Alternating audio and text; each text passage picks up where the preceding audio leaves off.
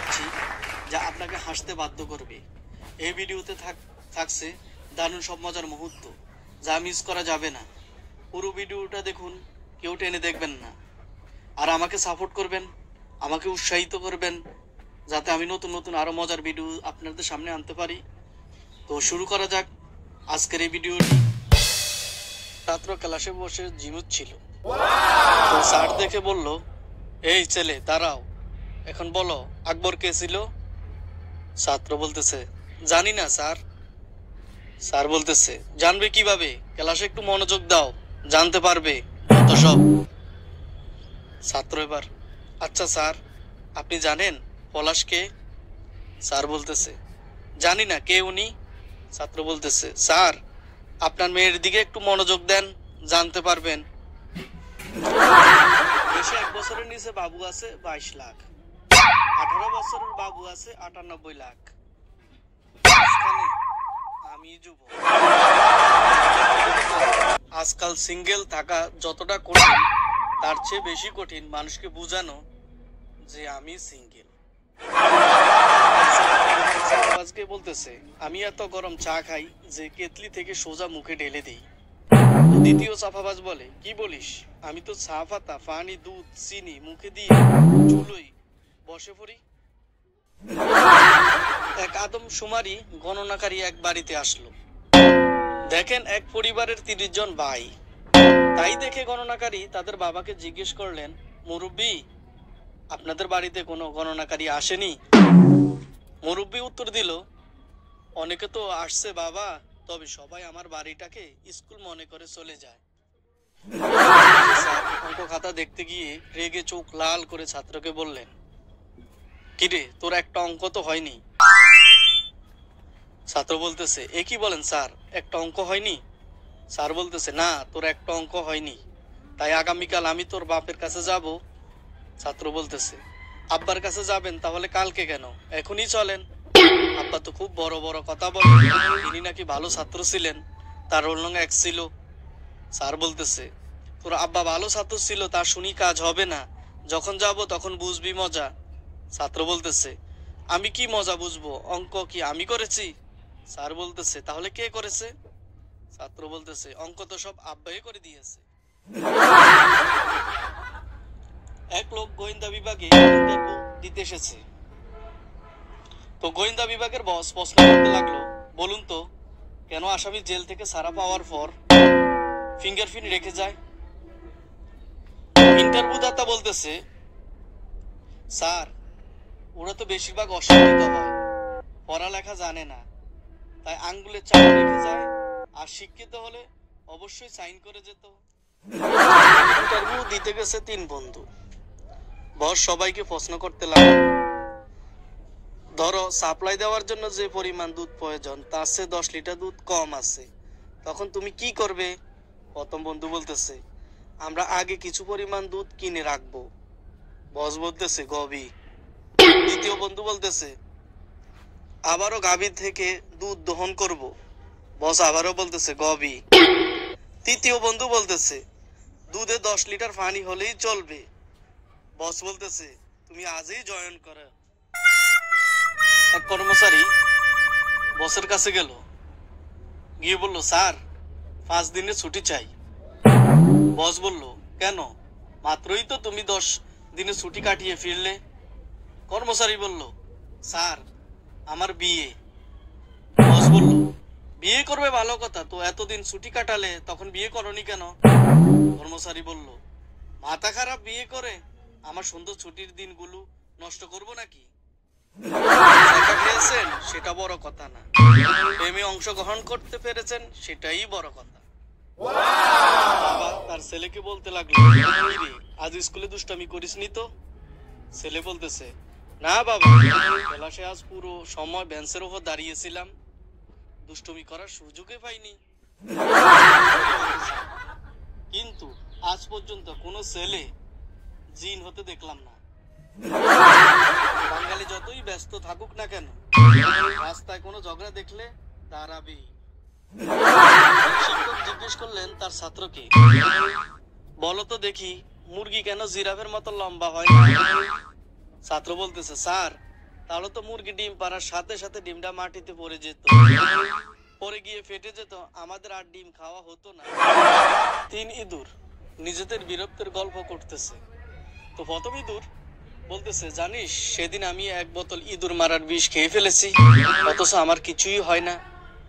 তো দ্বিতীয় ইঁদুর বলতেছে, কিছুদিন আগে আমি একটা ফাঁদে আটকা পড়ে গেছিলাম, ফাঁদটা ভেঙে বেরিয়ে এসেছি।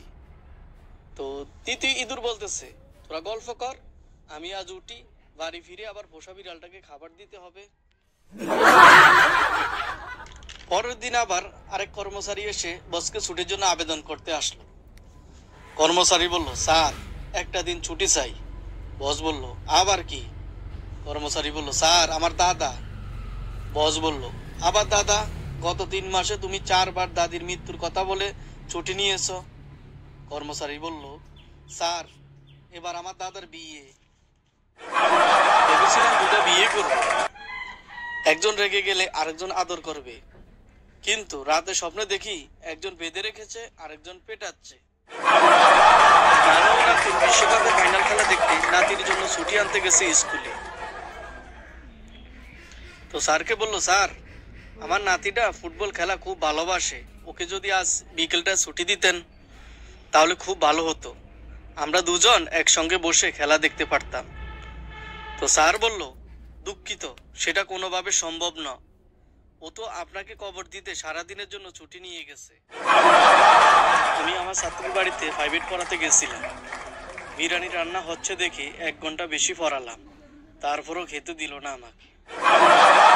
বাড়িতে অতিথি এসেছেন, মা পল্টুকে ডেকে বলল, বাবা পল্টু, জলদি অতিথির জন্য বাহিরে থেকে একটা কিছু নিয়ে এসো তো। পল্টু দৌড়ে ঘর থেকে বেরিয়ে গেল, কিছুক্ষণ পর ফিরল খালি হাতে। মা বলল, কি হলো, কি আনলে ওনাদের জন্য? পল্টু বলল, ট্যাক্সি, ওনারা যেন জলদি বাড়ি ফিরতে পারে। পিচ্ছি এক ছেলে দৌড়ে গিয়ে পুলিশকে বলছে, পুলিশ ভাই শিগগির আমাদের বাড়িতে আসেন, একটা লোক আমার বাবাকে ধরে মারছে। পুলিশ বলতেছে, তো এতক্ষণ ডাকুনি কেন? ছেলে বলতেছে, এতক্ষণ তো আমার বাবাই ওদের ধরে আচ্ছা মতো মারছিল। ফুচকা খেয়ে টাকা দেওয়ার সময় ভিড় বেশি দেখে টাকা না দিয়ে চলে আসা ধৈর্যহীন আমি। এক বন্ধু টাকের সঙ্গে ধাক্কা খেয়ে কোনো মতে জীবন রক্ষা করে সুস্থ হয়ে ওঠার পর এক বন্ধুর সঙ্গে দেখা। তো বন্ধু বলল, দোস্ত চল রাস্তা থেকে ঘুরে আসি। না দোস্ত, আমি বাইরে যাব না, সমস্যা আছে। বন্ধু বলতেছে, কেন, কি সমস্যা? ওই টাকের পেছনে লেখা ছিল, ধন্যবাদ, আবার দেখা হবে। এক বন্ধু মন খারাপ করে বসে আছে, ও আরেক বন্ধু সেখান দিয়ে হেঁটে যাইতেছে। বন্ধুর মন খারাপ দেখে সে বন্ধুকে বলল, মন খারাপ করে বসে আছিস কেন? তো প্রথম বন্ধু বলল, আমার স্ত্রী আজ আমাকে ছেড়ে চিরদিনের জন্য চলে গেছে, আমি অনেক চেষ্টা করছি কান্নার জন্য, কিন্তু চোখে পানি আসছে না, এখন আমি কি করি? তো দ্বিতীয় বন্ধু বলতেছে, খুবই সহজ, একবার শুধু চিন্তা কর, সে ফিরে এসেছে। বাবা ও ছেলে এক চায়ের দোকানের সামনে বসে আছে। তো ছেলে বলতেছে, বাবা ওরা কি খায়? বাবা বলতেছে, চা। ছেলে বলতেছে, না চামু না, চাইতে লজ্জা করে। প্রতিদিন ঘুমিয়ে পড়ার আগে ভাবি, যাই হোক বিয়া করার আরেকটা দিন আগাইলো। বিয়ের বাড়িতে সব থেকে বেশি কষ্ট পায় জামাই, কারণ সুন্দর সুন্দর মেয়ে দেখে আর ভাবে, শালার এতদিন এগুলো কই ছিল। বাংলা ব্যাকরণ পড়ানোর সময় শিক্ষক অন্য মনস্ক এক ছেলেকে বললেন, এই ছেলে, সর্বনাম পদে 2টা উদাহরণ দাও। ছেলেটি হচকচিয়ে দাঁড়িয়ে বলল, কে আমি? শিক্ষক বলতেছে, গুড হয়েছে, বসো। শিক্ষক, মদন তুমি তো বেশি কথা বলো। মদন বলতেছে, স্যার এটা বংশগত। শিক্ষক বলতেছে, কি বলতে চাও? মদন বলতেছে, আমার দাদু একজন রাস্তার হকার ছিলেন, আমার বাবা একজন শিক্ষক, আর তোমার মা, তিনি তো মহিলা। উষা হলো ইন্টারন্যাশনাল শিল্পী, তার গান শুনে ছোট বড় সবাই হাততালি দেয়। দুই বন্ধুর সাথে কথা হচ্ছে। তো প্রথম বন্ধু বলতেছে, বন্ধু জানিস আমার মামার বাড়িতে এত বড় আম হয় যে দুটিতেই 1 কেজি হয়ে যায়। তো দ্বিতীয় বন্ধু বলে, আরে তুই জানিস আমার মামার বাড়িতে এত বড় বড় আম হয় যে 4টিতেই 1 ডজন হয়ে যায়। মিতার বাবা মিতার রেজাল্ট কার্ড আনতে স্কুলে গেলেন। স্কুলে গিয়ে মিতার শ্রেণী শিক্ষককে বললেন, মাফ করুন, মিতা মনে হয় এবার পরীক্ষায় 0 পেয়েছে। তো শিক্ষক বলতেছে, না না, আপনি ভুল বলেছেন, আপনার মেয়ে এবার স্কুলে বিশেষ এক রেকর্ড করেছে। বাবা বলতেছে, তাই নাকি? তা কততম হয়েছে আমার মেয়ে? শিক্ষক বলতেছে, মিতা এবার পরীক্ষায় এমন এমন লেখা লিখেছে যেসব খাতায় সে 100 করে 10টি বিষয় 1000 পেয়েছে। বাবা বাবা বলতেছে, শিক্ষকরা কেন এত এত নাম্বার দিয়েছে একটু বলবেন? শিক্ষক বলতেছে, শিক্ষকদের আর কি দোষ, মিতা প্রতিটি খাতায় লিখেছে দয়া করে আমাকে 0 বদলে যে কোনো নম্বর দিন, তাই আমাদের শিক্ষকরা দয়া করে 100 করে 1000 দিন। শুধু ভাগ্যের জোরে 2টা বান্ধবী পাইছিল, একটা ছিল মেন্টাল আর একটা হলো সেন্টিমেন্টাল। দুইটাই এক, নিজেদেরকে বেশি পণ্ডিত। মেয়েদের বিশ্বাস করা আর পেঁপে গাছ দিয়ে ফার্নিচার বানানো একই কথা। ঘুমাইতো শরীরকে রেস্ট দেওয়ার জন্য, আর এখন ঘুমাইলে মোবাইল রেস্ট পায়। বাবা ছেলেকে বলতেছে, তোকে না বলেছিলাম পাশ করলে সাইকেল কিনে দেব, তবু ফেল করলি, পড়াপাত দিয়া কি করছিলি? ছেলে বলতেছে, সাইকেল চালানো শিখছিল। শিক্ষক তার ছাত্রকে প্রশ্ন করলেন। তো শিক্ষক বলল, বলতো কালো মুরগি আর সাদা মুরগির মধ্যে পার্থক্য কি? তো ছাত্র বলতেছে, স্যার কালো মুরগি আর সাদা মুরগির মধ্যে পার্থক্য হলো কালো মুরগি সাদা ডিম দিতে পারে, কিন্তু সাদা মুরগি কালো ডিম দিতে পারে না। একবার খবর পেল শহরে এমন একজন চিকিৎসক এসেছেন যিনি সব রকমের রোগ সারিয়ে দিতে পারেন। জগাই মনে মনে বলল, বেটা নির্ঘাত একটা ঠকবাজ, আজই তার জারি জুরি খতম করতে হবে। সে গেল চিকিৎসকের কাছে। তো জগাই ডাক্তারকে বলল, ডাক্তার সাহেব আমি কোনো কিছুরই স্বাদ পাই না, এখন আপনি কি ব্যবস্থা নেবেন বলুন? চিকিৎসক বলতেছে, তোমাকে 43 নম্বর বোতলের ওষুধটা খাওয়াতে হবে। জগাইকে ওষুধ দেওয়া হলো।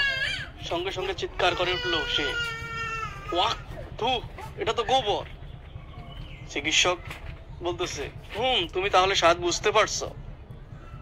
পরদিন রেগে মেগে আবার সেই চিকিৎসকের কাছে গেল জগাই। তো জগাই দাই এবার ডাক্তারকে বলল, আমার কিছু মনে থাকে না, এমনকি গতকাল কি ঘটেছিল তাও মনে নেই, কি ওষুধ দেবেন আপনি? তো চিকিৎসক বলতেছে, 43 নম্বর বোতলের ওষুধ। জগাই বলতেছে, ও মনে পড়ছে, আমার ওষুধ লাগবে না, আমার। সেদিন এক বন্ধু বলল, জানিস পরকিয়া আর ডাকাতি করা একই জিনিস? আমি বললাম, আমি কি করে জানবো, আমি তো কোনোদিন ডাকাতি মন্টিকে ধমক দিয়ে বললেন শিক্ষিকা, এই ক্লাসে ঘুমাচ্ছে কেন? মন্টি বলতেছে, ম্যাডাম আপনার কণ্ঠস্বর এতই মধুর, শুনলেই আমার ঘুম এসে যায়। শিক্ষিকা বলতেছে, তো বাকিরা কেউ ঘুমাচ্ছে না কেন? মন্টি বলতেছে, কারণ ওরা আপনার কথা শুনছে না। আশা করি আপনাদের ভালো লেগেছে। আমাদের পরের ভিডিওতে দেখা হবে। এই ছিল আজকের মজার ভিডিও। কেমন লাগলো জানাতে ভুলবেন না।